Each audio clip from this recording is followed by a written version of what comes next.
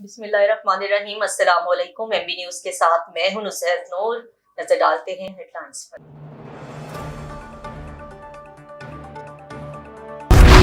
निहत्ते फलस्तीनियों पर मजालिम, इसराइली जारहीत का 13वां दिन। गजा की अल-शफा अल-कुदस अस्पताल के करीब बमबारी, 300 से ज्यादा जख्मी।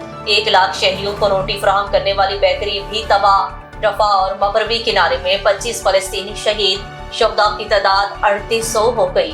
1000 से ज्यादा बच्चे भी शामिल। 11,000 शहरी जख्मों से चूर। OIC ने फलस्तीनियों की जबरी बेदखली मुस्तरद कर दी। गजा पर हमला जंगी जराइम के मुतरादिफ करार। आलमी बरादरी फलस्तीनियों से इम्तियाजी सलूक बंद करे, बदतरीन इंसानी बहरान का मदावा किया जाए।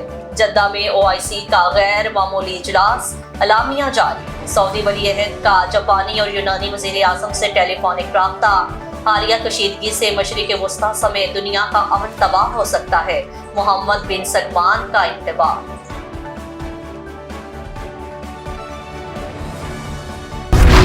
अमेरिका का दोहरा मयार, एक तरफ इमदाद का वादा और दूसरी तरफ मुखालफत। सलामती कौंसिल में अमेरिका ने इमदाद और ओवरसीज फायर की करारदाद वीटो कर दी। जो बाइडेन का गजा के लिए $10 करोड़ इमदाद का ऐलान। मिस्र के रास्ते 20 इमदादी ट्रक जुमे को रवाना होंगे। आलमी दबाव पर इसराइल ने राहदारी देने की हामी भर दी। वतन वापसी का सफर, नवाज शरीफ कुछ देर में सऊदी अरब से दुबई रवाना होंगे। 2 दिन कयाम के बाद खुसूसी परवाज लाहौर के लिए उड़ान भरेगी। लीगी कायद वतन वापसी पर मीनार पाकिस्तान पर रात 8 बजे जलसा आम से खिताब करेंगे।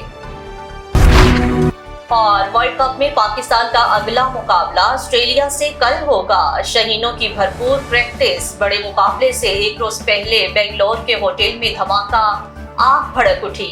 भारत की सिक्योरिटी इंतजामिया पर सवालात उठ गए।